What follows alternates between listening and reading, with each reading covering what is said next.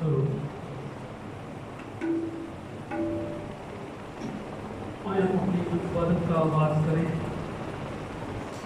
और आज का दिन हमारे लिए दिन है कि हमारे खुदा यीशु मसीह का यरूशलेम में शाहाना इस्तकबाल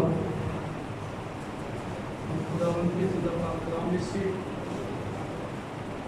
मत्ती 21 उसकी पहली आयत से लेकर 11 आयत तक पढ़ेंगे। और जब वो यरूशलेम के नज़दीक पहुंचे और जैतून के पहाड़ बैतफगे के पास आए तो यीशु ने 2 शागिर्दों को यह कहकर भेजा कि अपने सामने के गांव में जाओ। वहां पहुंचते ही एक गदही बंधी हुई और उसके साथ बच्चा पाओगे, उन्हें खोल कर मेरे पास ले आओ। और अगर कोई तुमसे कुछ कहे तो कहना कि खुदावंद को इनकी ज़रूरत है, वो बिलौर उन्हें भेज देगा। ये इसलिए हुआ कि जो नबी की मार्फत कहा गया था वो पूरा होगी। सयून की बेटी से कहो कि देख तेरा बादशाह तेरे पास आता है, वो हलीम है और गधे पर सवार है, बल्कि लादू के बच्चे पर। बस शागिर्दों ने जाकर जैसा यीशु ने उनको हुक्म दिया था वैसा ही किया और गधी और बच्चे को लाकर अपने कपड़े उन पर डाले और वो उन पर बैठ गया। और भीड़ में के अक्सर लोगों ने अपने कपड़े रास्ता में बिछाए और औरों ने दरख्तों से डालियाँ काट कर राह में फैलाई। और भीड़ जो उसके आगे आगे जाती और पीछे पीछे चली आती थी पुकार पुकार कर कहती थी, इब्ने आदम को होशना, मुबारक है वो जो खुदावंद के नाम पर आता है, आने वाला पर होशना। और जब वो यरूशलेम में दाखिल हुआ तो सारे शहर में हलचल पड़ गई और लोग कहने लगे ये कौन है। भीड़ के लोगों ने कहा ये गलील के नासरत का नबी यीशु है। खुदावंद के ज़िंदा पाक कलाम के बड़े सुने जाने पर खुदावंद की बरकत हो। हम दुआ करें। मेहरबान खुदा तेरा शुक्र हो, तेरी तारीफ तेरी तमजीद हो खुदा कि तू जो कुदरत और जोर में बढ़कर है, तेरी मानद कौन है, तू जो गरीब इंसान से प्यार करता है। और खुदावंद तूने उस प्यार में खुदावंद अपनी गोद को खाली करके खुदावंद अपने बेटे को दुनिया जहान में भेजा, जिसने कुंवारी मरियम से जन्म लिया, पैंतूस पिलातूस के हक में दुख उठाया, मसलूब हुआ, मर गया और तीसरे दिन मुर्दों में से जी उठकर खुदावंद हमें अपना बाप कहने का हक बख्शा। ऐ बाप दिल की गहराइयों से तेरा शुक्रिया अदा करते हैं तेरे इस बड़े प्यार के लिए, तेरे फजल के लिए, तेरे रहम के लिए जो तूने हम पर किया खुदा। और हमें इस लायक बनाया कि हम तेरी प्रस्तिश कर सकें, तेरी इबादत कर सकें, क्योंकि खुदावंद हम अपने आप को खुशनसीब खुशकिस्मत समझते हैं कि जो तूने हम पर रहम किया और खुदावंद हमें अपने पास लेके आया कि हम जिंदा खुदा की इबादत कर सकें। तेरा शुक्र हो, तेरी तारीफ हो, तेरी तमजीद हो खुदा, हफ्ता भर की हिफाजत के लिए, निगहबानी के लिए, फिर सलामती के लिए, ज़िंदगी सेहत के लिए और आज के दिन और इन कीमती लम्हात के लिए और आज के दिन के लिए खुदा जो तेरे बेटे यीशु का शाहाना इस्तकबाल है यरूशलेम में। खुदावंद तेरा शुक्र करते हैं कि तू सब कुछ करने की कुव्वत कुदरत ताकत रखता है और सब कुछ तेरा है। तेरा शुक्र हो खुदा, जितनी ज़िंदगी आ चुकी है उनके लिए तेरा शुक्र करता हूँ, जो अभी तक नहीं आए उनके लिए तेरा रहम मांग लेता हूँ। रास्ते की सारी रुकावटों को दूर करना और अपने नाम की इज्जत के लिए खुदा, अपने जलाल के लिए खुदा, उन्हें अपने घर में आने का फजल बख्श दे, रहबरी रहनुमाई कर खुदा। पाक खुदा सब जमा हो तेरे हुजूर, तेरे नाम की मदद सराई करें, तुझे मुबारक करें, तेरी हमदो सताइश करें खुदा। और जब तू खुदावंद जब तेरे लोग खुदावंद तेरी मदद सराई करते हैं तो तू तख्तनशी होता है, क्योंकि तू अपने वादों में सच्चा और कादिर है, तेरी मानद कोई नहीं है खुदा। तू जिंदा खुदा है, लामहदूद खुदा है। तू तेरा शुक्र करते हैं खुदा।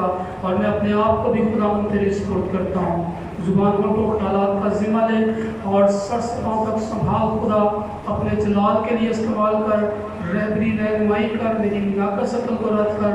और खुदावंद जिस तरह तू चाहता है कि तेरे प्रोग्राम को चलाऊँ वे पाक खुदा आसमानी तरतीब दे दे और अपने जलाल के लिए इस्तेमाल कर।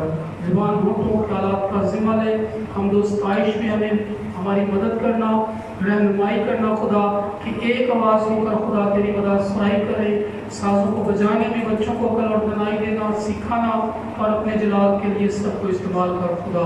तेरे पैगंबर को भी तेरे हाथ में देते हैं इसे खुदा, कि जो कुछ तू आज अपने लोगों के लिए दे चुका है उन्हें रूह कुद्स की कुदरत में बयान करने का फजल बख्श देना खुदा। आज पूरे वक्त में सुबह तेरे सपुर्द करके तेरा रहम और तेरा फजल मांग लेते हैं, यीशु के जलाली कुदूस व बरकत नाम में, आमीन। खुदा की तारीफ में ज़बूर नंबर 92 गाएंगे। तेरियां सिफतां दे गाने गीत ते करना शुक्र खुदा। ज़बूर नंबर 92 1 में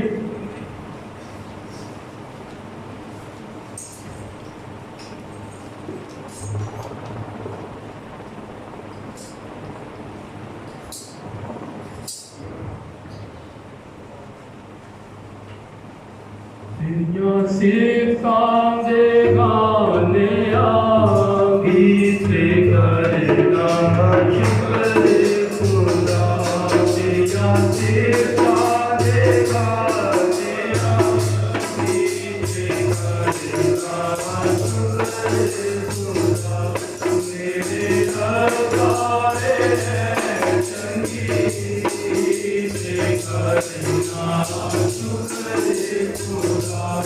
मेरे दरबार है चंगी गीत करना शुक्र खुदा। बड़े तेरे शफ़क़त तेरी, बड़े तेरे शफ़क़त तेरी, याद तेरे रहमत तेरी।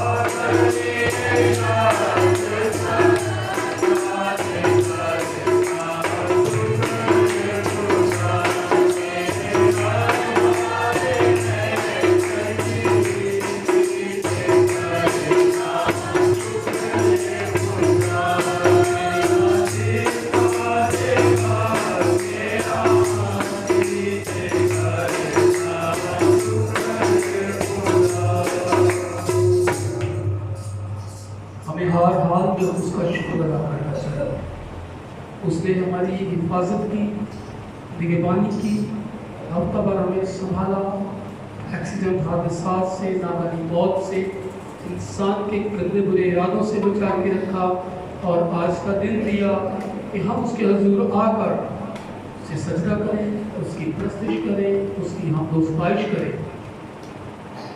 तो सारे गुजरे हफ्ता के लिए, निगहबानी के लिए और सारी बातों के लिए जिसे भी खुदा उनका रोज़ाती बख्शता है वो दुआ रहता है। गीतों की किताब में गीत नंबर 189 है, जब तो जुम्बश करे हम पर छाया है, रूए पाक हम प्रस्तिश करते हैं। गीत नंबर 189।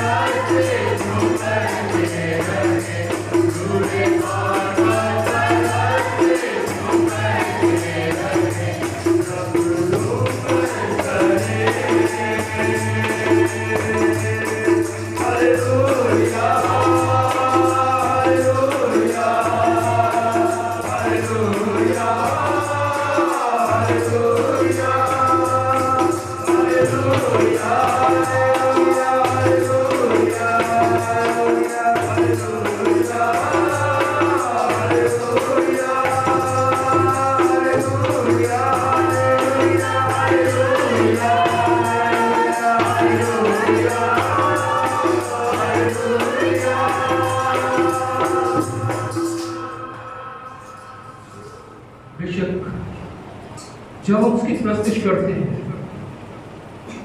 जब उसको सजदा करते हैं, उसकी इबादत करते हैं, सरलगु होते हैं उसके चरणों में, तो वो मौजूद होता है।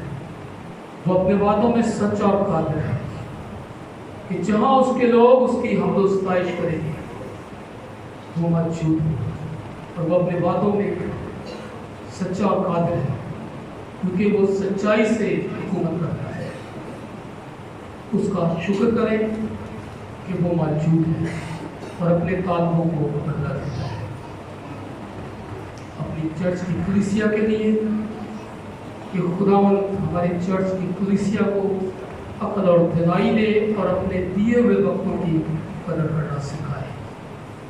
जो कलीसिया में बीमार हैं उनके लिए दुआ करें कि खुदावंद उनकी बीमारी को दूर करके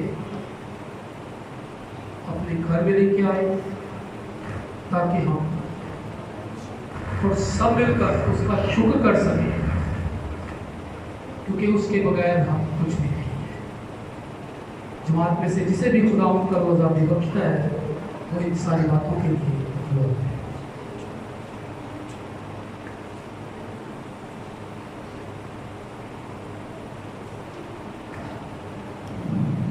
है 175, बने रहो तुम, बने रहो यीशु में, बने रहो, क्योंकि यीशु के नाम में कुव्वत, कुदरत, ताकत पाई जाती है और यीशु का नाम सब नामों से आला और अफजल है।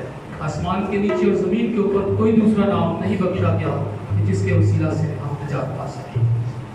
तो हम की तारीफ में गीत नंबर 175 175,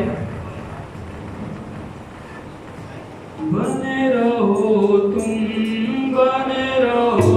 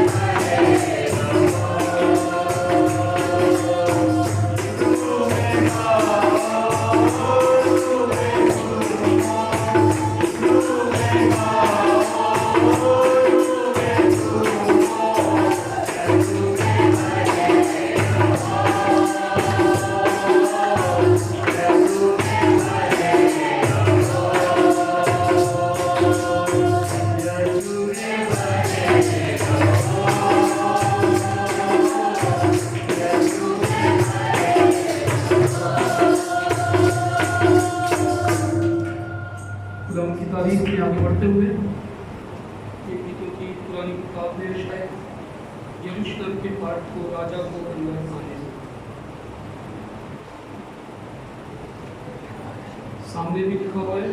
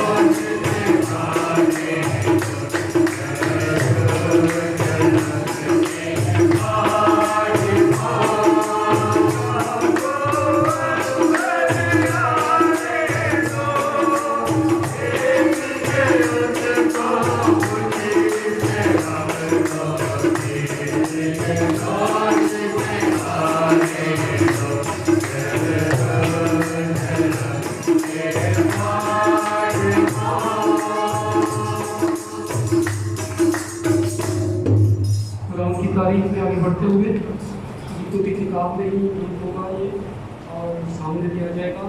राजा यीशु आया, राजा यीशु आया। शैतान को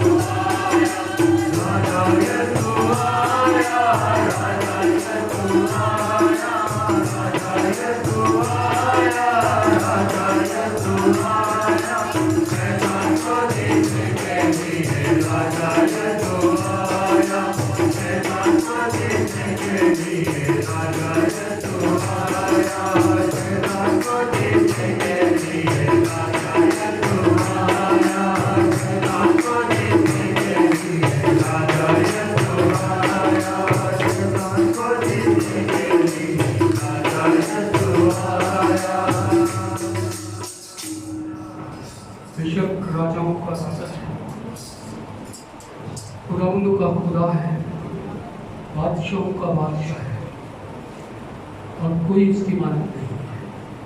वो हमारा जिंदा खुदा है और वही प्रस्तिश और सजदे के लायक है। कोई दूसरा नाम नहीं बचा, यीशु नाम, जिसके वसीला से हम निजात पा सकते हैं। तो हम दुआ करें अपने चर्च के सारे कामों के लिए, जो हो चुके हैं उनके लिए खुदा का शुक्र करें और जो बाकी हैं उनके लिए खुदा का रहम कि खुदा अपने हाथ को बढ़ाकर सारे कामों को अपनी तक पहुँचाकर शुक्रगुजारी का मतलब रखें। जिसे भी खुदा का रोज़ारी बख्शता है दुआ में है।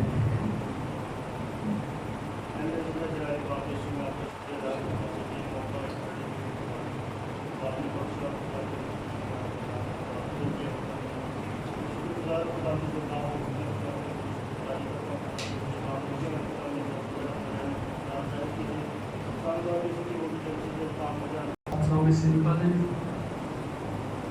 यूहन्ना रसूल की मार्फत लिखी गई इंजील, यूहन्ना रसूल की मार्फत लिखी गई इंजील उसका 12 बाब और 12 आयत से लेकर 15 आयत तक मैं दरख्वास्त करूँगा मिसेस हारून ज़िया से कि वो आकर आज की तलावत हम सबसे शेयर करें। खुदा उनके ज़िक्र पाक कलाम में से यूहन्ना रसूल की मार्फत लिखी गई इंजील 12 बाब 12 आयत से लेकर 15 आयत तक।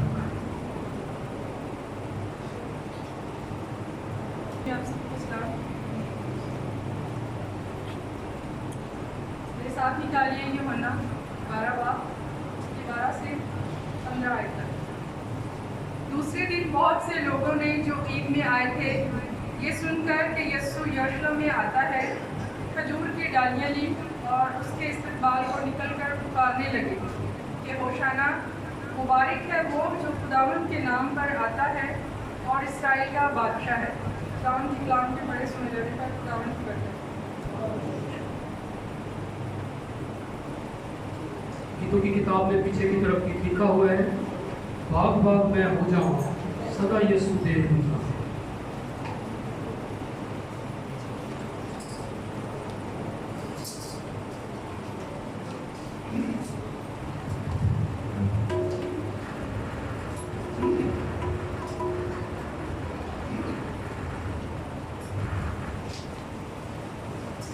बाग बाग में हो जावा सदा यीशु दे गुन गावा। बाग बाग में हो जावा सदा यीशु दे गुन गावा। बाग में हो जावा सदा यीशु दे गुन गावा।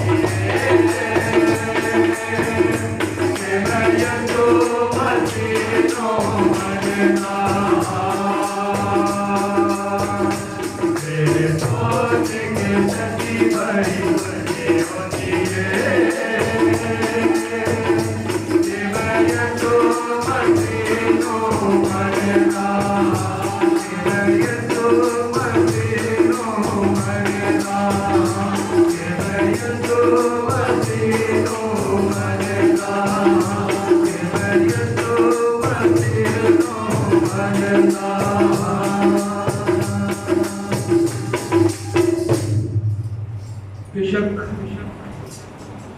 हमें बड़ी खुशी होती है कि हम उसकी प्रस्तुति करते हैं, उसको मानते हैं, उसको सजदा करते हैं कि जिस नाम में कुव्वत, कुदरत, ताकत पाई जाती है, जिस नाम से बीमारियां जिस्म छोड़ देती हैं और जिस नाम से इब्लीस भाग जाता है। ना हमें बैलों की ज़रूरत, ना बछड़ों की ज़रूरत, ना हमें पैसा खर्च करने की ज़रूरत। हर साल सिर्फ वो हमारा दिल चाहता है कि हम जुबान से इकरार करें और दिल से उसे कबूल करें कि वो मुझे नजात दे सकता है, और नजात उसी के वसीला से। हमने अपनी आवाज़ों को बुलंद किया, अपनी मुनाजातें, दरख्वास्तें भी उसके सामने रखी और शुक्रगुजारियाँ भी उसके सामने पेश की। अब वक्त हुआ चाहता है कि वो मुझसे और आपसे क्या बात करना चाहता है। कौन सा काम अभी हमारी ज़िंदगी में बाकी है जिसको हम नहीं जानते, वो आज अपने कलाम के वसीला से मुझसे करवाना चाहता है। हम सबके लिए, खुदा के बंदा के लिए, जिसे भी खुदा पर आज़ादी बख्शता है, हम दुआ में रहेंगे।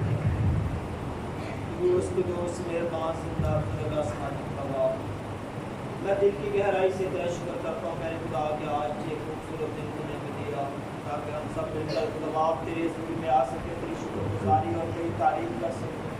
मेरे खुदा बाप तू बेहद तारीफ और शुक्रगुजारी और इज्जत के लायक खुदा है। तेरा शुक्र करता हूँ तेरे खुदा बाप कि तूने हमें अपना पर संभाल के रखा, हमारी माता और रहनुमाई की और अतीस के हाथों से, बुरी सोचों से, बुरे ख्यालात से प्यारे खुदा तूने हमें बचाया और आज ये वक्त दिया ताकि हम प्यारे खुदा मिलकर तेरी शुक्रगुजारी कर सके। प्यारे खुदा जितने लोग इस वक्त तेरे घर में आ चुके हैं, प्यारे खुदा उनके लिए तेरी बरकत चाहता हूँ प्यारे खुदा, जो अभी रास्ता में प्यारे खुदा उनकी मदद और रहनुमाई कर उनको संभाल प्यारे खुदा, ताकि वो तेरे घर में आकर प्यारे खुदा तेरे कलाम सीखें और प्यारे खुदा बहुत सारी बरकतों को हासिल करने वाले बने प्यारे खुदा। ऐसे खुदा आज मैं तेरे खातिर के लिए तुझसे मिन्नत करता हूँ प्यारे खुदा कि आज जो कलाम अब तक पहुँचाने तक है, तो प्यारे खुदा तो उनकी मदद और रहनुमाई करना, सर से लेकर कौन तक प्यारे खुदा मत छूना, बल्कि वो नहीं बोले मतलब तू प्यारे खुदा उनके अंदर बोले। और प्यारे खुदा हम सबको इस कलाम को समझने की अकल और दिनाई बख्शना प्यारे खुदा, हम तेरे कलाम को समझ कर तेरे कलाम पर अमल करने वाले बने और तेरे प्यारे खुदा अपने कामों में प्यारे खुदा खर्च करने वाले बने। अगर खुदा तो मेरी मदद और रहनुमाई कर प्यारे खुदा, सब कुछ मांग लेता और पा लेता हूँ तेरे प्यारे बेटे प्यारे खुदा में। आमीन। मैं दावत दूँगा पास्टर जिशान क्लिमेरिक से कि वो आए और जो कुछ खुदा ने दिया है वो हम सबसे शेयर करें। पास्टर जिशान क्लिमेरिक। एक बार फिर अपनी आंखों को बंद करेंगे, खुदा की हज़ूरी को महसूस करेंगे, सब दुआ करेंगे अपने दिलों में आज के कलाम के लिए कि जो खुदा आज कलाम का बीज बोने को है, कलाम का बीज हमारी ज़िंदगी में गहरी जड़ पकड़े और हम सब मिलकर आज के कलाम के वसीले से 100 गुलाम बना रहे हैं। मेरे लिए भी दुआ करें, जो कलाम खुदा बाप आज शेयर करने को है, मैं ना बोलूँ बल्कि पाक बोलूँ से होकर कलाम करें, ताकि हम सब मिलकर आज के कलाम के वसीले से 100 गुलाम बना रहे हैं। सब दुआ करेंगे, आंखों को बंद करेंगे और खुदा की हज़ूरी को महसूस करेंगे। खुदा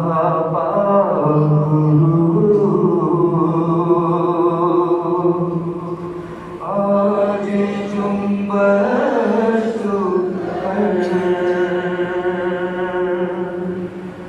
चूले हर जिंदगी को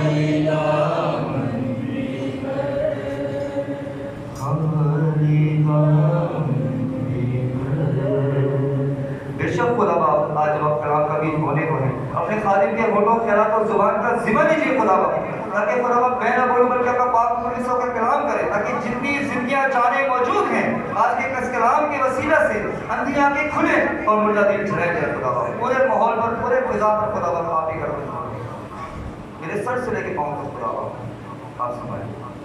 हम सबको खुदावंद आज के कलाम के वसीले से बड़ी बरकत जो कि हम आपके प्यारे बेटे थे खुदावंद यीशु मसीह के नाम में, आमीन।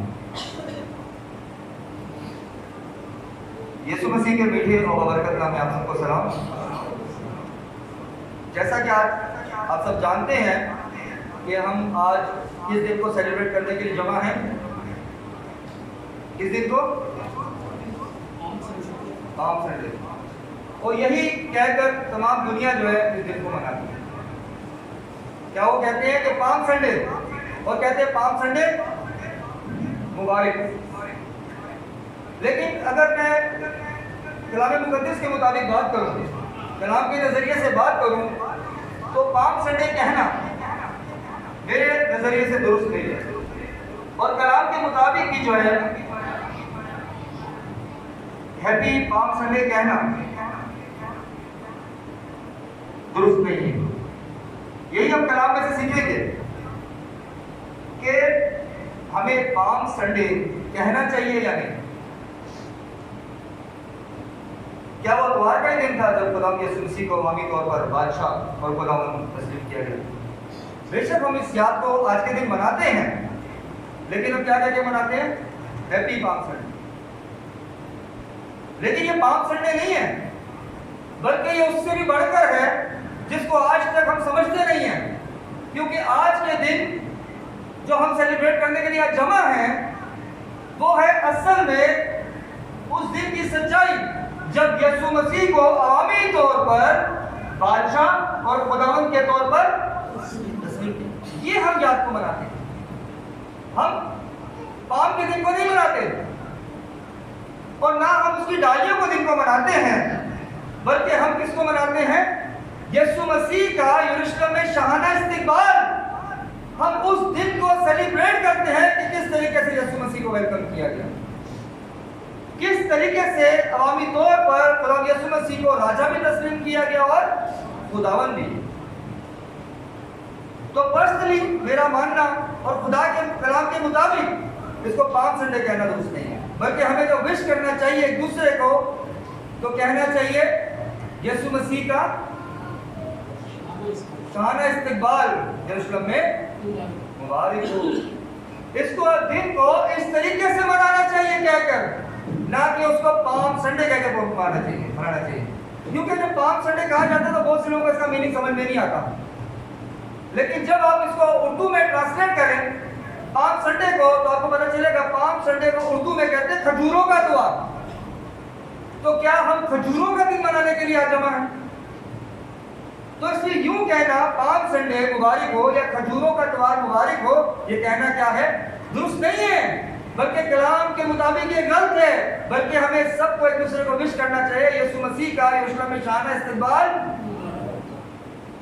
यीशु मसीह का अवामी तौर पर राजा तस्लीम किया जाना और खुदावंद तस्लीम किया जाना मुबारक हो। इस तरीके से इस दिन को सेलिब्रेट करना चाहिए, ना कि एक दूसरे को कहना चाहिए पाम संडे मुबारक। और चूंकि डालियां खुदा यीशु मसीह के रास्ते में डाले गए, कपड़े डाले गए, तो यूं भी कहना कि खजूर की डालियों का दिन मुबारक हो, ये भी क्या है? गलत। आगे करेंगे। जैसे अब ये खजूर की डालियां हैं, ये इनका दिन नहीं है, ये सिर्फ डेकोरेशन के तौर पर है। मैं आपको खुल के अगर वाज़ेह करूं तो मेरी नजर में डालियों की कोई औकात नहीं, कोई वैल्यू नहीं है, बल्कि वैल्यू है चुनाव की। वैल्यू किस चीज की है? चुनाव की। कि उस दिन आखिर हुआ क्या था? ये डालियां तो आम बादशाहों के सामने भी रखी जाती थी।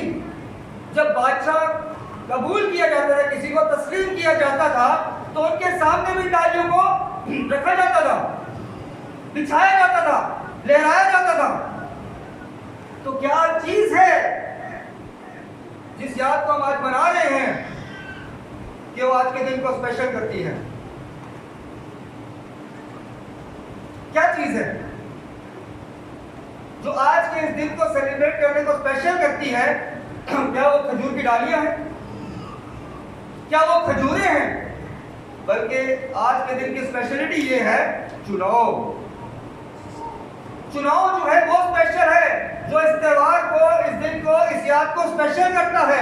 नहीं तो ये रस्में तो आम इंसानों के सामने भी की जाती थी, लेकिन इस बार जो किया गया, जो हम सेलिब्रेट कर रहे हैं, तो वो पहले जो था वो इंसानों के सामने ऐसा किया जाता बादशाह बनाने के लिए, लेकिन यहाँ पर एक जलाली को, आसमानी को, खुदा यीशु मसीह को, जो आसमान से आए हमारी खातिर जमीन पर इंसानी बदन में, उनको अवामी तौर पर राजा और खुदा ये है स्पेशल। ये डालियां स्पेशल नहीं है और ना खजूरें स्पेशल है, बल्कि स्पेशल इस दिन में कौन है? यीशु। इस दिन की जो स्पेशलिटी है वो यीशु है। ये स्पेशल बनाता है, यीशु स्पेशल बनाते हैं इस दिन को। ये खजूरें स्पेशल नहीं बनाती, ना डालियां स्पेशल बनाती हैं कि हम सोचे जी हम डालियां सजा लेंगे तो हम क्या कहते हैं आज का त्योहार मना रहे हैं।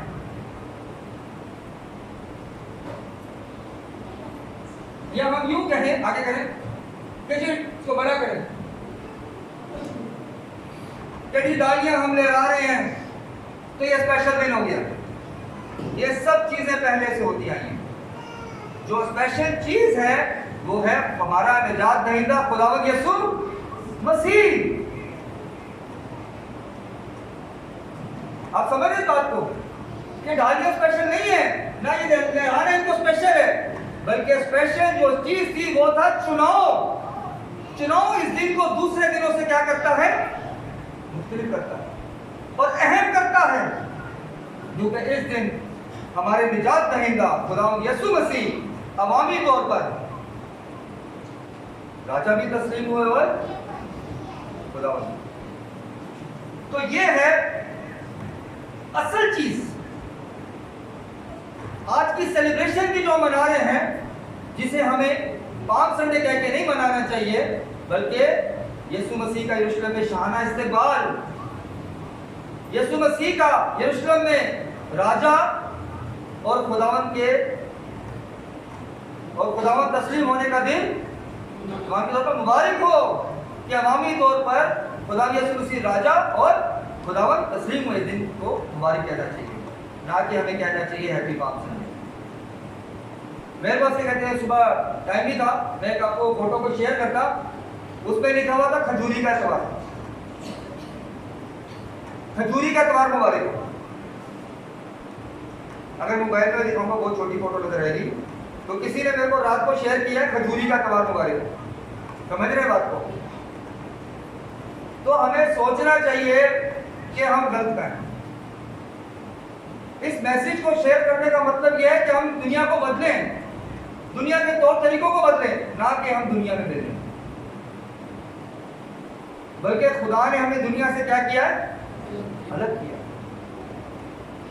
अगर हम भी उन्हीं रस्मों को, उन्हीं नामों को पुकार कर इस दिन को सेलिब्रेट करते हैं, तो दिन के जो मकसद है उसको हम खो देते हैं, दिन की वैल्यू को हम पीछे कर देते हैं कि दिन की कितनी खास वैल्यू है हमारी जिंदगी में, हम उसको पीछे कर देते हैं।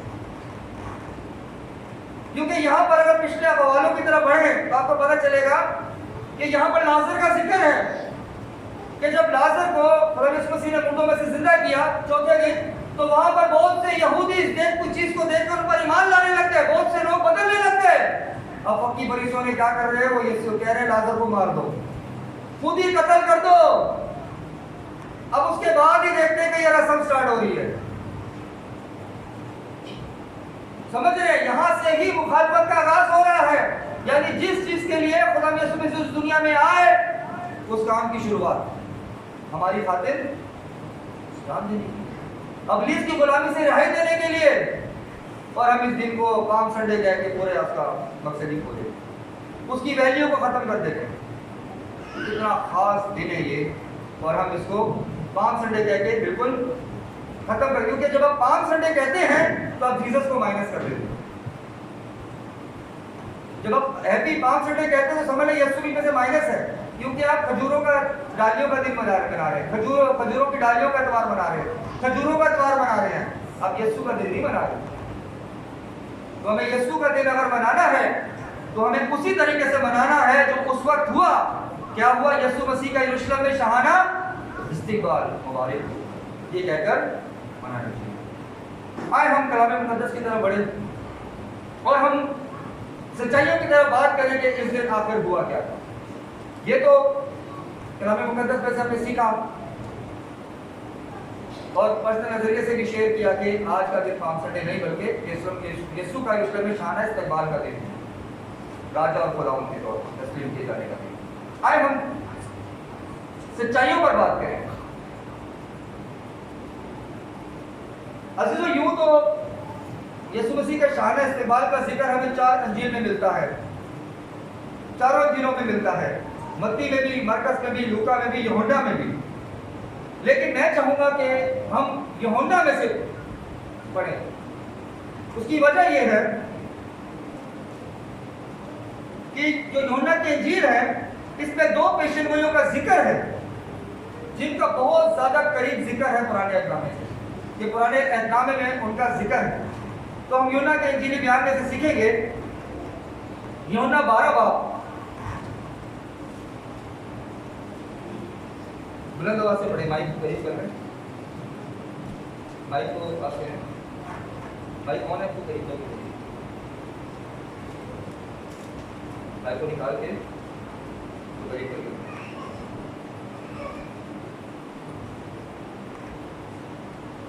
यूहन्ना 12 बाब और उसकी 12 से 15 है।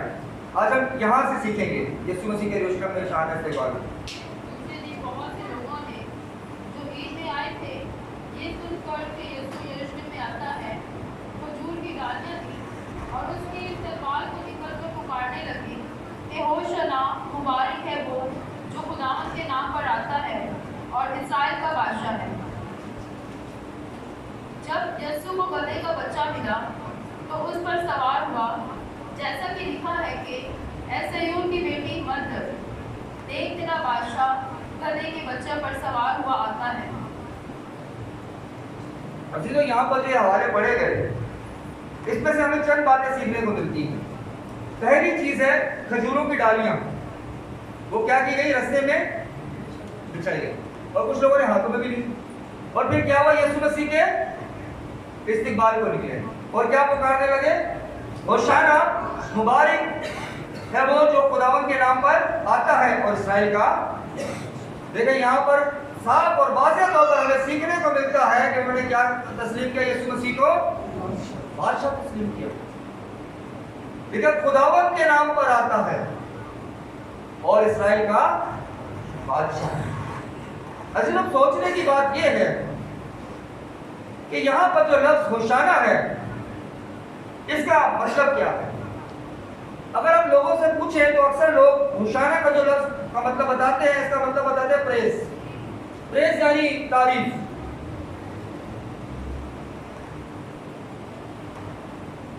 असल में जो ये मतलब है होशाना का प्रेस ये नहीं है, बल्कि जब हम इस हवाले को गौर से पढ़ें तो यहाँ पर इसका मतलब कुछ और है। आगे करें। आज हम इस सच्चाई पर, पहली सच्चाई पर बात करेंगे, वो है अभी बचा, सेव नाउ। यानी वो जो होशाना का नारा मारते हैं इसका जो असल मतलब है वो है अभी बचा, यानी सेव नाउ। और कुछ लोगों का ये भी मानना है कि जो होशाना जो नारा लगाया गया इसका ये भी मतलब है आ आए खुदावंद बचा ले, आ आए खुदावंद खुशहाली बख्श। और अगर हम कलाम मुकद्दस का मुताला करें तो हमें ये मतलब तकरीबन बिल्कुल ठीक लगेगा। इसका जिक्र हमें ज़बूर 118 की 25 में मिलता है। बुलंद आवाज से पढ़े इसको।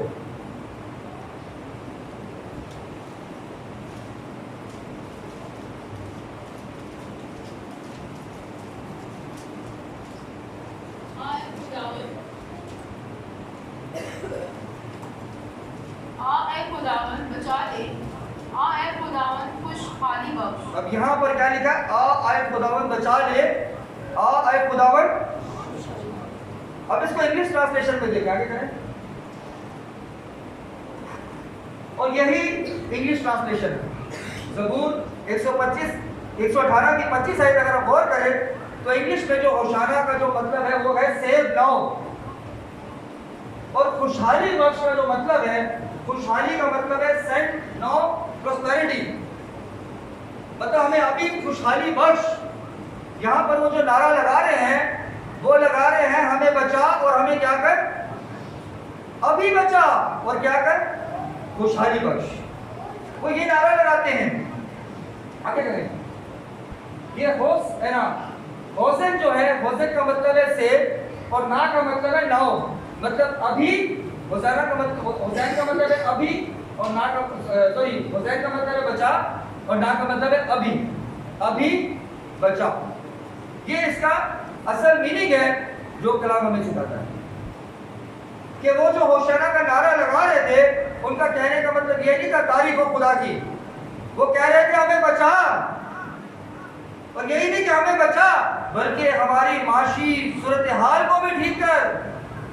जो उस वक्त के हालात थे, जो उस हुकूमत ने उनको बुरा हाल किया हुआ था, उन पर जुल्म किया हुआ था, उनको परेशान किया हुआ था, वो कह रहे थे हमें इन सबसे निकाल। खुदा भी इस मसीह को कह रहे थे। वो पुकारते हैं होशाना जिसका मतलब है सेव नाउ, और वो पुकारते हैं खुशहाली बख्श जिसका मतलब है सेंड नाउ प्रॉस्पेरिटी। यानी अभी इसी वक्त हमें दोनों चीजें दी, बचा भी और खुशहाली भी बख्श। और यही हम आज भी करते हैं।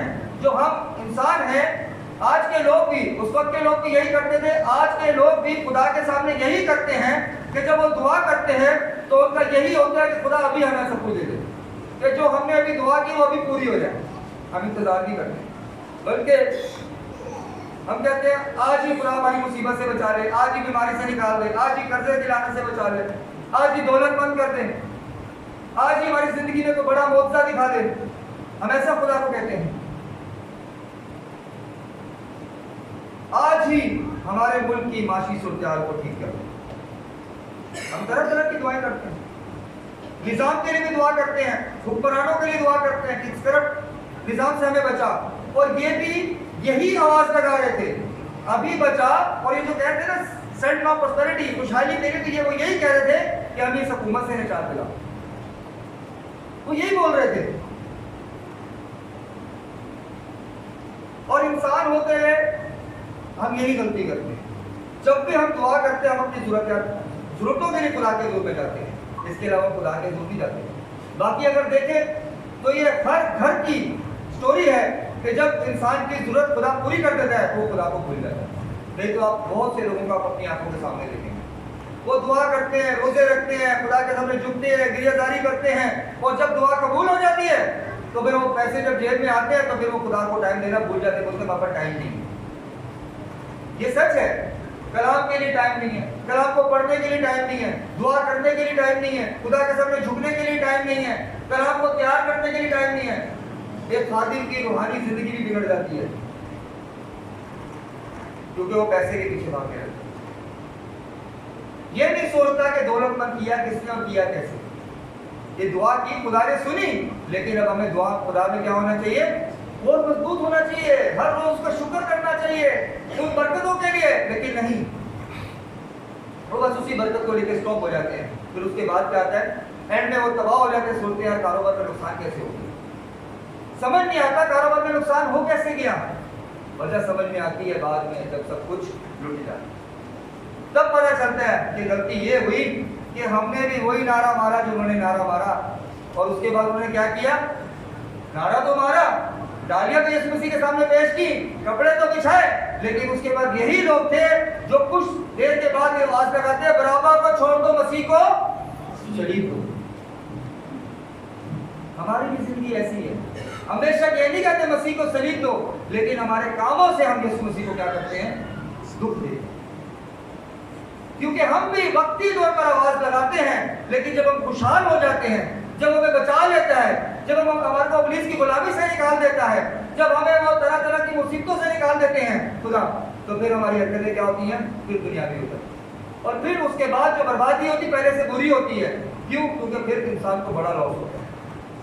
क्योंकि जब बड़ी बरकत मिलती तो बड़ा नुकसान भी होता है, याद रखिए, जब खुदा से इंसान दूर जाता है। और यही सच्चाई है। अगर आप ज़बूर 107 के, हम इसको पढ़ेंगे नहीं, हम सिर्फ 4 हवालों को नोट करेंगे। आगे करें, आगे।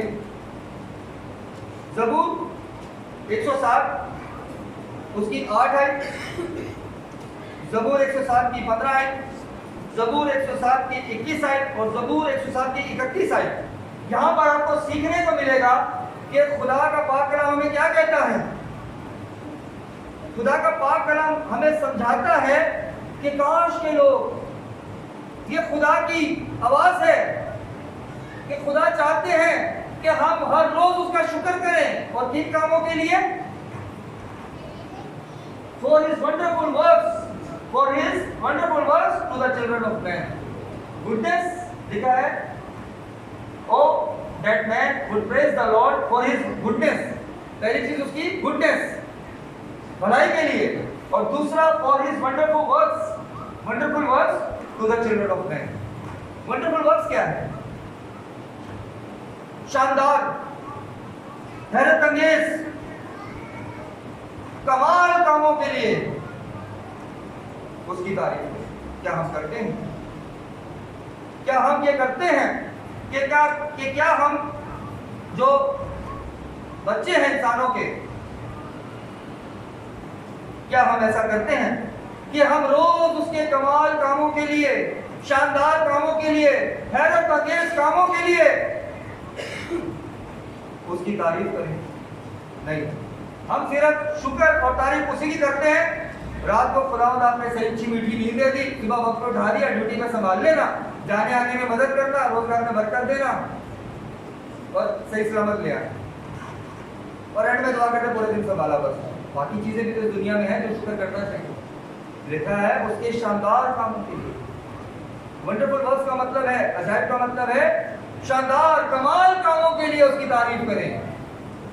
बहुत कुछ है जो खुदा ने आपको दी है, सांसें, इसका शुक्र करें। खुदा ने आपको आंखें दी, इसका शुक्र करें। खुदा ने आपको एक मुकम्मल बदन बनाया, उसके लिए शुक्र करें। देखने के लिए शुक्र करें। बहुत से बथेरे लोग जो देख नहीं सकते, बहुत से लोग जो बोल नहीं सकते, शुक्र करें। इस फिजा के लिए उसका शुक्र करें, रोशनी के लिए, अंधेरे के लिए। हमें बहुत सी चीजें ऐसी हैं जिसके लिए खुदा का शुक्र करना चाहिए। खुदा के लिए, उसकी लाज़ुल मोहब्बत के लिए उसका शुक्र करें कि जो खुदा ने अपने बेटे में से होकर आवाज़ की कि अपने इकलौते बेटे को भी दरेक नहीं किया कि हमारे खातिर कुर्बान करे, हमें उसके लिए उसका शुक्र करना चाहिए। ना कि सिर्फ और सिर्फ हम अपनी जाती ज़ुरियात को देखकर हम खुदा के सामने झुके। हमने आज के दिन उन चीज़ों को रद्द करना है कि हमने सिर्फ जाती ज़ुरियात के लिए खुदा के सामने नहीं आना, बल्कि खुदा के शानदार कामों के लिए, कमाल कामों के लिए जो उसने हमारी पैदाइश से पहले हमारे लिए कर दिए, उसके लिए भी खुदा का शुक्र करना, ताकि खुदा हमको क्या करे? बरकत दे। आज दूसरी बात पर गौर करें। आगे करें, आगे आगे। दूसरा है मत डर। हम अक्सर अजीजों सुनते आते हैं कलाम में लिखा मत डर। हम अक्सर कलाम में से जब खादिम बताते हैं तो बताते हैं कलाम में जिक्र है मत डर, लेकिन हम इस पर गौर नहीं करते, ना हम इस बात को मानते हैं, मतलब इसके पीछे नहीं चलते हम। लेकिन जब खुदा ने कह दिया मत डर तो हमें नहीं डरना, बल्कि हम डरते रहते हैं। क्यों? क्योंकि हम मुकम्मल खुदा में नहीं होते और हमें डर रहता है। लेकिन अगर आप खुदा के कभी हाथ के नीचे हैं तो आपको डरने की जरूरत नहीं, खुदा आपको वक्त बचाए और खुदा आपको आपकी सोच से ज्यादा सरप्राइज करेगा। अजीजों, अगर कलाम मुकद्दस का मुतायला करें तो ये जो मत डर अल्फाज है, ये कलाम मुकद्दस में डायरेक्ट 100 बार लिखा गया। हम सीखते हैं 365 बार डर का जिक्र है कि मत डर कलाम में कैसे है।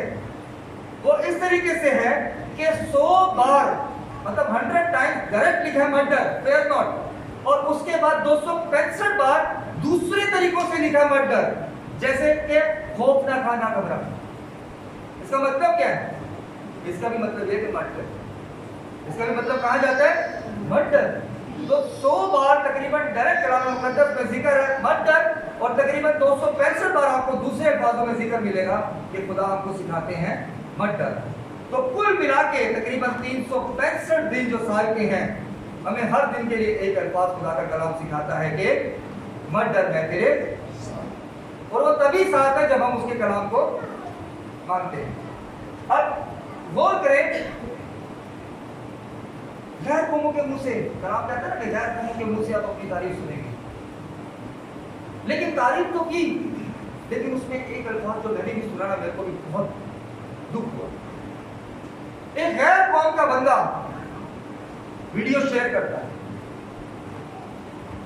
वो कहता है इस तमाम दुनिया के अंदर, ये जितनी भी दुनिया है, जितने भी मुल्क हैं, एक गैर मजहब का आदमी शेयर कर रहा है। उस वीडियो को मैं नहीं शेयर कर सकता, अच्छी बात नहीं है, लेकिन गैर कौम का बंदा और नामी ग्रामी बंदा, ये भी नहीं कि छोटा मोटी हस्ती, नहीं, पाकिस्तान की बड़ी हस्ती, नामी ग्रामी आदमी है, वो क्या कहता है कि पूरी दुनिया के अंदर जो हम लोग रहते हैं, तमाम मुल्कों के अंदर सबसे ज्यादा जो तादाद है लोगों की, वो यस्सु के मानने वालों की है ना। बड़ी बात कि वो इकरार कर रहा है, जो मीडिया इकरार नहीं करता, वो लोग इकरार करते हैं जिनको करना चाहिए। वो बहुत हाई लेवल का बंदा है गैर कौमों के अंदर, और वो क्या कह रहा है कि तमाम दुनिया के अंदर जो सबसे ज्यादा तादाद है वो उन लोगों की है जो यीशु को क्या करते, यीशु को बोले मानते हैं, बुलंद आवाज से बोले यीशु को मानते हैं। लेकिन वो आगे से क्या कहता है पता है, कहता है पर अफसोस की बात यह है कि यीशु को तो मानते हैं पर यीशु की नहीं मानते। समझ आ रही बात? तो यीशु को तो मानते हैं पर यीशु की, और ये हमें अपने दिलों में सोचना है कि ये सच है, क्योंकि हर इंसान में कोई ना कोई खामी पाई जाती है, और हम मानते इसलिए नहीं है क्योंकि हम समझते नहीं है कलाम का मतलब कि अगर मसीह दुनिया में आ गए, खुदा ने अपने बेटे को दुनिया में जाहिर कर दिया, तो ये अगर मसीह ने कहा है मत डर, तो हमें क्या करना है, नहीं डरना है। अब कलाम पर चले, छोड़ दे दुनिया को, दुनिया के पीछे ना चले, छोड़ दे दुनियावी रस्मों को, छोड़ दे दुनियावी दोस्तियों को, दुनियावी रिश्तेदारियों को, बल्कि कलाम में मस्त। तो ये 365 दिन कलाम आपको संभालेगा, साल आपको डरने नहीं देगा, बल्कि आपके साथ साथ साथ खुदा चलेगा और खुदा आपको बरकत देगा। यूहन्ना 12:15 आयत पढ़ेगा।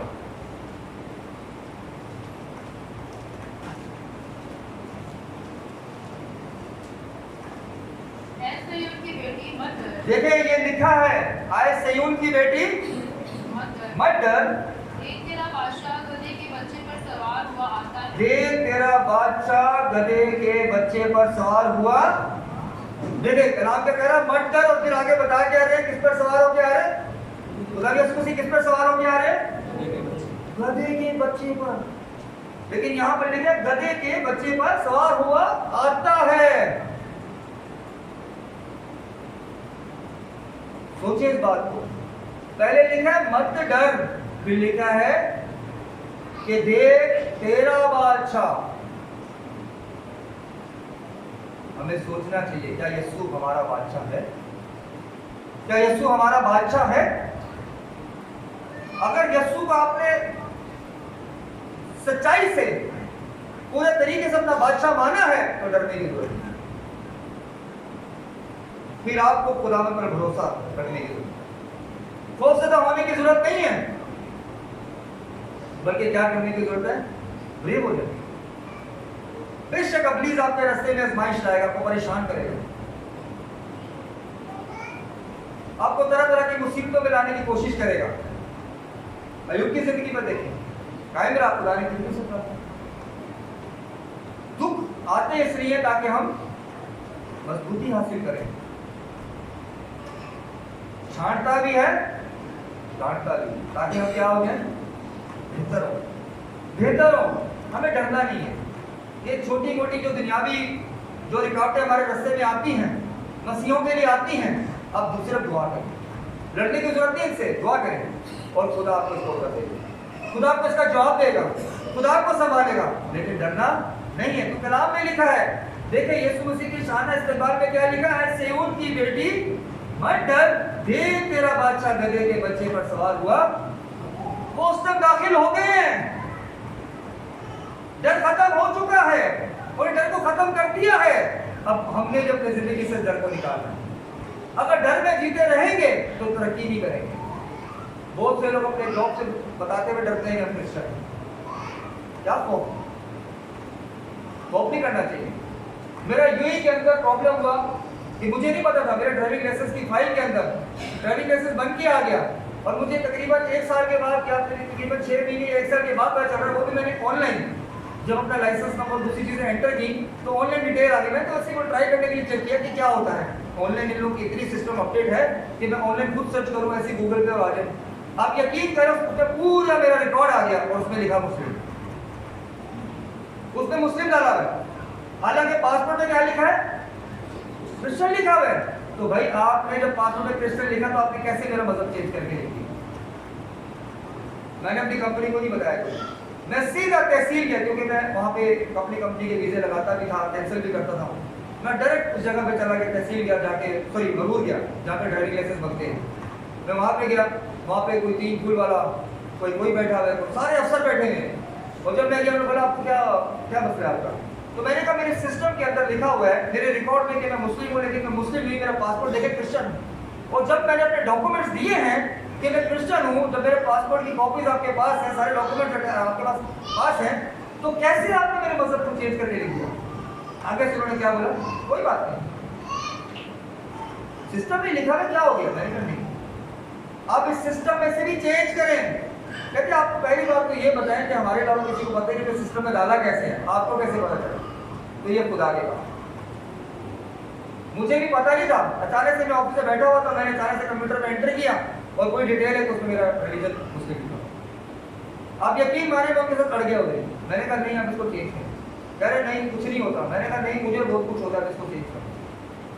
मैंने कहा आप अभी तो कह रहे कुछ नहीं, बाद में आप मेरी मुसीबत कर देंगे, जब मैं यहाँ से वापस जाऊँगा आप मेरे सिस्टम में डाल देंगे ये चीट करके।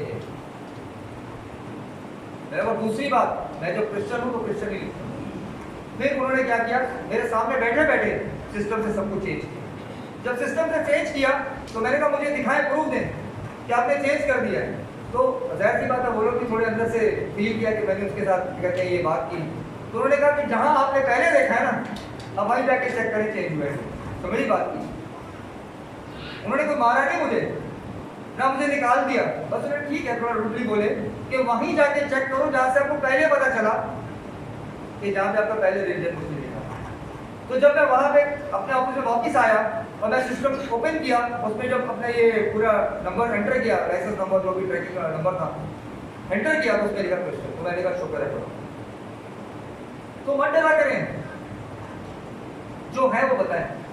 और वो इतने बड़े बड़े अफसर बैठे थे, अगर मैं खौफ में रहता, मैं कहता है कुछ नहीं होता है, सिस्टम में लिखा, मैं तो क्रिश्चियन मैं तो चर्च जाता हूँ, मैं कब सब आ जाता हूँ। लेकिन रिकॉर्ड खराब हो आखिर में भी तो खुदा इस खुशी को खुदा आपको जवाब दे रहे हैं कि आप अपने मजहब से आगे तुम।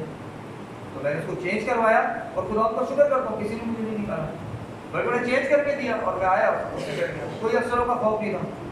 आज कोई पुलिस वाले के सामने खड़ा हो जाए तो बताते हैं नौकरी पर डरते जी कोई इल्जाम ना लगा, इल्जाम लगाए, बाहर घूमते हैं ट्रैफिक में रोक के साफ बताएं, क्या मुश्किल है जी?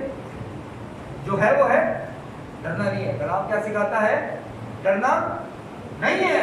और यही खुदा का पाक कलाम हमें ये नहीं है कि यहाँ भी बताते हैं कि सिय्योन की बेटी नहीं, बल्कि पैदाइश से जो पुराने नामे की पहली बुक है, the book of genesis beginning, उससे अगर आप गौर करें तो वहीं से कलाम में आगाज है मत डर।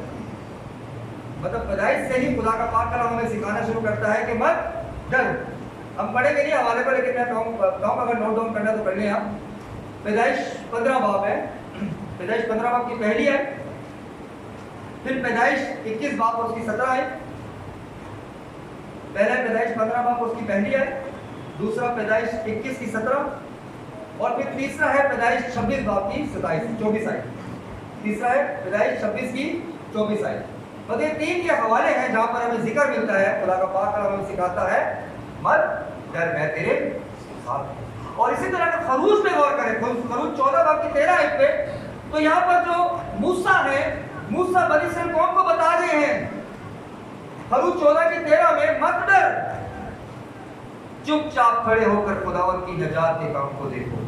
क्या कहते हैं मूसा बनी इस्राएल कौम को कि मत डरो, चुपचाप खड़े होकर खुदा की नजात के काम को देखो जो वो आज तुम्हारे लिए करेगा, क्योंकि जिन मिस्रियों को तुम आज देखते हो उनको फिर कभी ना दिखोगे।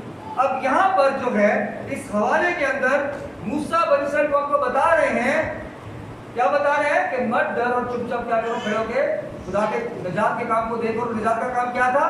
मिस्रियों की गुलामी से निजात। लेकिन यहाँ पर ज़करिया 9 बाब की 9 आयत में जो जिक्र है, बिन्ते सिय्योन तो निहायत शादमान हो, ऐ दफ्तर यरूशलेम खूब ललकार, क्योंकि देख तेरा बादशाह तेरे पास आता है, वो सादिक है और निजात उसके हाथ में है। यहाँ पर इसका मतलब कुछ और है। वहां पर जो जिक्र है जो मूसा बनी इस्राएल कौम को बताते हैं, यहां से है मुल्क की गुलामी से निजात। लेकिन जो ज़करिया के अंदर जो जिक्र है 9 बाब की 9 आयत में, ये कब्र मसीह जो है 518 से 520 के दरमियान लिखी गई। ये जो पेशन गोई है खुदा यीशु मसीह के लिए जो ज़करिया की बुक में मिलती है 9 की 9 में, ये सन 518 से 520 कब्र मसीह जो है ये पेशन गोई की गई। क्या कहा गया? मत डर, देख तेरा बादशाह तेरे पास आता है, वो सादिक और नजात उसके। यहाँ पर नजात की बात की जा रही है अजीजों, यहाँ पर जिस नजात की बात की जा रही है वो कौन सी नजात की बात नहीं की जा रही, बल्कि यहाँ पर जिस नजात की बात की जा रही है, मत डर का कहा जा रहा है, वो है इब्लीस की गुलामी से नजात। यहाँ किसी मुल्क की नजात की बात नहीं की जा रही, बल्कि उस कुव्वत की बात की जा रही है जिसको आप देख नहीं सकते लेकिन आपको परेशान करती है, इंसान को परेशान करती है, और खासकर उसको परेशान करती है जो खुदा से दूर, जो खुदा के करीब नहीं होता। तो यहाँ पर जो मत डर का जिक्र है और नजात का जिक्र है, वो भी नजात है इब्लीस की गुलामी से। यानी इब्लीस जो है अब से आपके घरानों पर, आपकी जिंदगियों पर, आपके कारोबार पर और आपकी औलाद पर और आपके इर्द गिर्द के जो माहौल है उस पर हुक्मरानी नहीं करेगा, क्योंकि खुदा का बेटा उठा। तो हमें क्या करना है? नहीं डरना। और यही चीज ईद क़यामत और मसीह के दिन खुदा यीशु मसीह ने मुर्दों में से जी उठकर क्या किया? इब्लीस की सारी कुव्वत को तमाम किया। 7वां कलमा क्या है? तमाम हुआ। अब सब कुछ खत्म है, इब्लीस की ताकतें खत्म है, इब्लीस का जोर खत्म है। अब जो मिलाप था इंसान का, जो खुदा के साथ खत्म हुआ था, वो यीशु मसीह ने दोबारा कर दिया, वो इंतजाम कर दिया। क्या कहा यीशु मसीह ने? जाओ सांप और बिच्छू को कुचलो और इब्लीस की सारी कुव्वत पर भारी पाओ। हमें डरने की जरूरत नहीं है। तीसरी बात पर गौर करें, तो सेंटर में करें। तीसरी बात है, नहीं जैसा कि हम तवक्को करते हैं। अक्सर हम लोग खुदा यीशु मसीह को अपने तरीकों से एक्सेप्ट करते हैं, अपने तरीके से हम उसके दिनों को मनाते हैं। जैसे कि मैंने कहा पाम संडे के बारे में, कि पाम संडे नहीं कहना चाहिए, बल्कि क्या करिए यीशु मसीह का यरूशलेम में शाहाना इस्तकबाल मुबारक हो। यीशु मसीह का यरूशलेम में राजा और खुदा तस्लीम होने का दिन मुबारक है, ये कहना चाहिए। हमने क्या किया हुआ है? हमने क्रिसमस को भी डिस्टर्ब किया, क्रिसमस में हमने सेंटा क्लॉज को एंटर किया, ईद क़यामत और मसीह में हमने ईस्टर देवी को एंटर किया, और इस दिन को जो हम मनाते हैं धूमधाम से, इसमें हमने पाम को एंटर किया। देखिए मसीह के जितने दिन है हमने कोई ना कुछ अपने काम किए हुए हैं, अपनी हमने एडवांस टेक्नोलॉजी डाली हुई है, अपनी एडवांस सोच डाली हुई है। क्रिसमस हमने सेंटा क्लॉज को इंट्रोड्यूस किया हुआ है, ईद क़यामत और मसीह में हमने ईस्टर को इंट्रोड्यूस किया हुआ है, देवी को जिसको कलाम कहते हैं कि देवी की जान छोड़ो, पैदाइश से मुकाशफत और खुदा में कलाम में कहते हैं कि इस औरत को छोड़ दो जिसके खून मुकद्दसों के हाथ से रंगे हैं, लेकिन हमने हैप्पी ईस्टर ही बोल रहे हैं।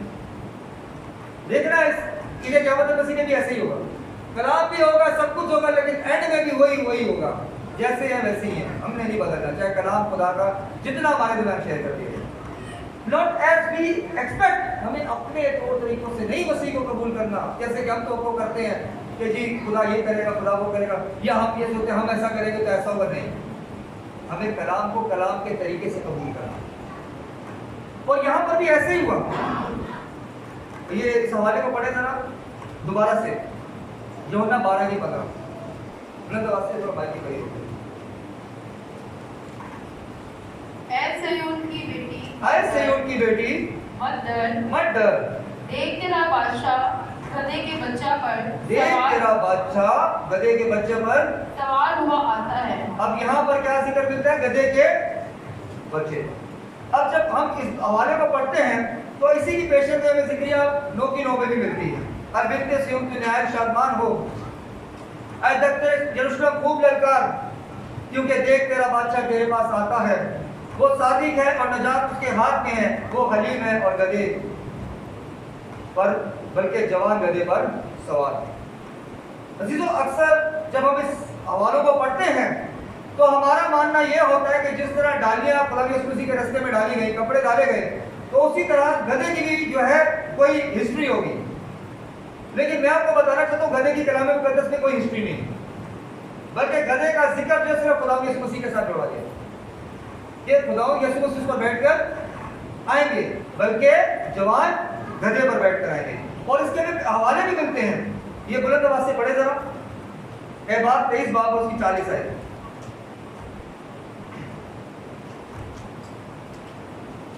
एहबार 23 बाब और उसकी 40 आयत, बुलंद आवाज से पढ़े जल्दी।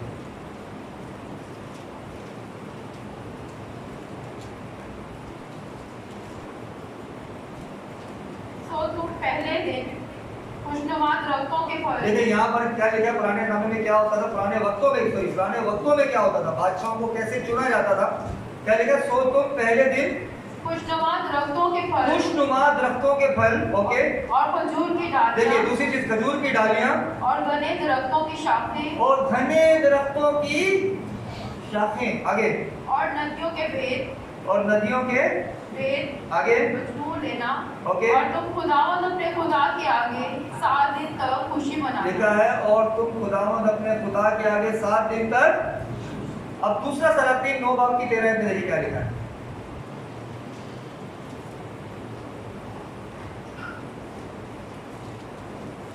दूसरा सलातीन 9 बाब और उसकी 13 है।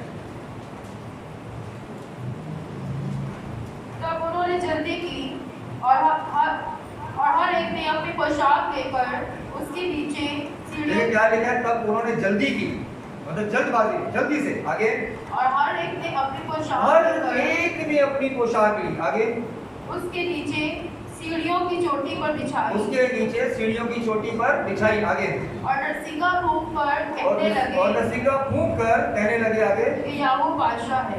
कि यहू, ये एक तौर तरीके थे बादशाहों को इस तरीके से ये कबूल करते थे कि ये बादशाह है। खुशनुमा दरख्तों के फल, खजूर की डालियां, ठीक है, फिर घने दरख्तों की शाखें, ठीक है, और आगे देखें तो तरह तरह की चीजों का जिक्र है। लेकिन अगर हम कलाम मुकद्दस में गौर करें तो कहीं पर भी जिक्र नहीं है कि बादशाह को जो इन्होंने, जिस बादशाह का याहू का भी जिक्र किया जा रहा कि वो किस पर बैठ गया, तो जिक्र है नहीं। मतलब कलाम में हमें कोई इस बात की वजाहत नहीं मिलती कि जब पुराने वक्तों में, उस दौर में जब किसी को बादशाह तस्लीम किया जाता था तो उसकी आगे क्या वो क्या कहते हैं गधे पर बैठ जाता था, बल्कि ये सिर्फ और सिर्फ पेशन कोई खुदा यीशु मसीह के हाथ में की गई थी कि आज से उनकी बेटी मत डर, देख तेरा बादशाह, ये उसकी उनके हाथ में की गई थी और किसी के लिए नहीं की गई। क्योंकि देख तेरा बादशाह गधे के बच्चे पर सवार हुआ आता है। यही हमें 4 अंजील में मिलता है और ये हमें ज़िक्रिया की किताब में भी मिलता है कि यहाँ पर गधे का जिक्र है। लेकिन बाकी देखें कलाम मुकद्दस में कहीं पर भी आपको बादशाह का जिक्र नहीं मिलेगा कि वो गधे पर बैठ के आया, बल्कि उस वक्त में जब बादशाह आते थे तो वो घोड़ों पर बैठ के आते थे और उनका दस्तूर ऐसा होता था कि जो बादशाह होता था वो अपने लिए सबसे ऊंचा घोड़ा चुनता था, क्योंकि घोड़ों में भी हाइट्स होती हैं, तकरीबन थोड़ी 19-20 होती है घोड़ों के अंदर। तो जो वजीर होते थे वो बादशाह से थोड़ी कम हाइट वाला घोड़ा चुनते थे ताकि ओहदे का पता चले। जो वजीर थे वो उससे थोड़ी नीची हाइट का घोड़ा चुनते थे, और जो उसके मुशीर और दूसरे तीसरे जो सिपाही होते थे वो उससे कम हाइट के बराबर के घोड़े चुनते थे। लेकिन जो बादशाह होता था वो हमेशा ऊंची हाइट का घोड़ा चुनता था ताकि अलग से पता चले कि ये बीच में बादशाह है। लेकिन गधों का नहीं, बल्कि गधे की बात क्या लिखी है, अब दोबारा इस हवाले को पढ़ें कि असल में हुआ क्या था। तब उन्होंने जल्दी की और हर एक ने अपनी पोशाक लेकर उसके नीचे सीढ़ियों की चोटी पर बिछाई और नरसिंगा फूंककर कहने लगे कि याहू बादशाह है। अब देखिए, अगर आप कलाम मुकद्दस पे गौर करें तो जो बादशाह आते थे वो बादशाह क्या करते थे, वो पुरानी हुकूमत के जो निज़ाम थे उसको चेंज करते थे, फिर वो नए तौर तरीकों को लेके आते थे। उसमें कुछ भलाई होती थी, कुछ नुकसान भी होता था, जैसे आज भी होता है। तो उस वक्त भी ऐसे ही था। लेकिन जो नारा लगाते थे hosanna, save now, send now prosperity, कि हमें अभी बचा और अभी खुशहाली बच, तो वो कह रहे थे हमें रोमी सल्तनत से निकाल दे। उनका मानना यह था कि खुदा यीशु मसीह हमारी खातिर रोमी सल्तनत से लड़ने का नारा लगाएंगे। लेकिन कलाम में क्या लिखा है,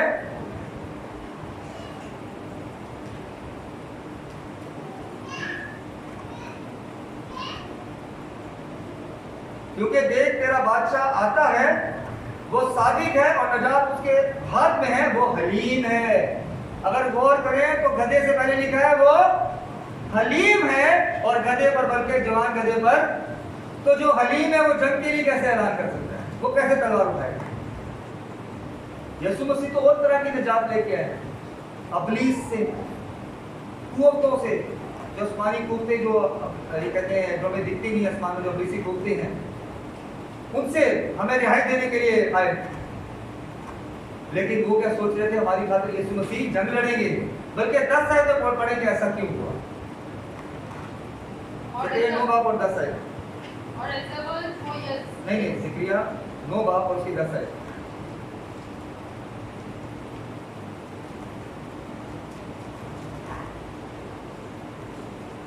और मैं इफ्राइम से रथ, देखिए हम 9 से शुरू करते हैं, 9 से स्टार्ट करें। ए बिन्ते सिय्योन, ये देखिए कंटिन्यूअस वर्ड्स है। ऐ बिन्ते सिय्योन, तू नहायत शादमान, तू निहायत शादमान हो। ए दुख्ते यरूशलेम, ऐ दफ्तर यरूशलेम, खूब ललकार, खूब ललकार, क्योंकि देख तेरा बादशाह तेरे पास आता है। देख तेरा बादशाह तेरे पास आता है। आगे, वो सादिक है वो सादिक है और नजात उसके और हाथ में नजात है। उसके हाथ में है। वो हलीम देखिए है वो हलीम है। आगे, और गधे पर, और वो गधे पर, बल्कि जवान गधे पर सवार है। और वो जवान गधे पर सवार है। आगे, और मैं फराइम से रथ, देखिए यहाँ पर लिखा है, यहाँ पर इसका सबूत मिलता है कि पहले बादशाहों को कैसे चुना जाता था। आगे क्या लिखा है 10वें में, और मैं इफ्राइम से रथ और यरूशलेम से घोड़े काट डालूंगा, और यरूशलेम से घोड़े काट डालूंगा। आगे, और जंगी कुमान और जंगी कुमान तोड़ डालूंगा। कि आज के बाद कोई बादशाह चुने नहीं जाएगा घोड़े पर जो जंग लड़े। और ना कलाम इस बात की वजाहत करता है कि खुदावंद यीशु मसीह के बादशाह और खुदावंद तस्लीम होने के बाद कोई बादशाह चुना गया जिसके आगे खजूर की डालियां डाली गई, कपड़े डाले गए। यीशु मसीह ने आकर सब खत्म कर दिया। ये है कलाम। ये कोई पेशन गोई दूसरों के लिए थी, सिर्फ यीशु मसीह के लिए थी। तो यीशु मसीह कौन है? सादिक और हलीम। यीशु मसीह कौन है? सादिक है। यीशु मसीह कौन है? हलीम है। क्या आप 10 को दोबारा पढ़ें? और मैं इफ्राइम से रथ, और मैं इफ्राइम से रथ, और यरूशलेम से घोड़े और काट मैं डालूंगा, यरूशलेम से घोड़े काट डालूंगा। काट डालूंगा। कि आज के बाद जो ये पुराने दौर में होता था, घोड़ों पे आते थे बादशाह, ये दौर ही खत्म कर दिया मैंने। कैसे? जवान गधे पर बैठ गए। समझ आई बात की? तो ये है नॉट एज वी एक्सपेक्ट, हमें अपने तरीके से नहीं, जैसा कि हम तवक्को करते हैं, बल्कि खुदा जैसा चाहता है हमें वैसी तवक्को करनी चाहिए खुदा से। वो रोमी सल्तनत के लिए नहीं आए, बल्कि वो तमाम दुनिया से, तमाम अबलीस की गुलामी से, तमाम दुखों से, परेशानी से निजात देने के लिए। आगे क्या लिखा है? और जंगी कुमान तोड़ डाली और जंगी कुमान तोड़ डाली जाएगी। जब वो बैठ कर आएंगे। आगे ये जकरिया की पेशेंट हुई है, जिक्रिया में ये कब होने वाला है? जब यीशु मसीह बैठ कर आएंगे। क्या लिखा है आगे? और जंगी गुमान तोड़ डाली जाएगी और वो कौमों को सुलह का मौका देखिए देगा। यहाँ पर देखें, वो सादिक और हलीम है, वो क्या करेगा? कौमों को सुलह का मसला देगा। वो सुलह का मसला देने आए तो वो जंग कैसे कर सकते हैं? बल्कि उन्होंने तो हमारी खातिर अपने आप को क्या किया? कुर्बान कर दिया। अगर वो आवाज एक सोच भी लेते तो ये दुनिया देश तो नबूद हो जाती जो यीशु मसीह को सलीब पर चढ़ाने वाले थे। लेकिन उन्होंने हमारी खातिर क्या किया? खामोशी से सारे दुख को बर्दाश्त किया ताकि खुदा बाप का जो इरादा, जो मोहब्बत है, जो खुदा यीशु मसीह से जाहिर होने को है, उस काम को क्या करें? मुकम्मल करें। आगे क्या लिखा है? और उसकी सल्तनत समुंदर से समुंदर तक, उसकी सल्तनत समुंदर से समुंदर तक, और दरियाए फरात से इंतहाई जमीन तक, और दरियाए फरात से इंतहाई जमीन तक आगे होगी। और यही बात मैंने आपको बताई है कि हमें जरूरत नहीं, गैर कौमें इस बात का सबूत देती हैं। वो खुद अपने मुंह से बयान करती है जिनसे आप डरते हैं, मत डरा करें। वो खुद कहते हैं तमाम दुनिया के अंदर सबसे ज्यादा जो मानने वाले लोगों की तादाद है वो यीशु मसीह के लोगों के मानने की तादाद। तो हमने क्या करना है आज? हमने यीशु को मानना है, यीशु की भी माननी है, यीशु के कलाम की माननी है।